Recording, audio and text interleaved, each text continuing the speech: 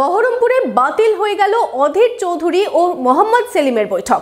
বৃহস্পতিবার লোকসভা ভোটের জোট নিয়ে বৈঠক হওয়ার কথা ছিল। এদিনের বৈঠকে দুই দলের আসন সমঝোতা নিয়েও আলোচনা হওয়ার কথা ছিল। বৃহস্পতিবার বহরমপুরে হচ্ছে না অধীর সেলিম বৈঠক। এদিন বহরমপুরে মুখোমুখি বসার কথা ছিল সিপিএম রাজ্য সম্পাদক মোহাম্মদ সেলিম ও প্রদেশ কংগ্রেসের সভাপতি অধীর চৌধুরীর। দলের সভায় যোগ দিতে এদিন বহরমপুরেই আছেন মোহাম্মদ সেলিম। বহরমপুরে রয়েছেন সাংসদ অধীর চৌধুরীও। এদিনের বৈঠকে দুই দলের আসন সমঝোতা নিয়েও আলোচনা হওয়ার কথা ছিল, কিন্তু এদিন হচ্ছে না সেই বৈঠক। আগে মুর্শিদাবাদের জঙ্গিপুরে রাহুল গান্ধীর ন্যায় যাত্রায় এসে কংগ্রেস নেতাদের অভিনন্দন জানিয়েছেন মোহাম্মদ সেলিম। দুই দল ইন্ডিয়া জোটের শরিক হলেও ভোটের আগেই আসন নিয়ে বোঝাপড়া সেরে ফেলতে চাইছেন নেতারা।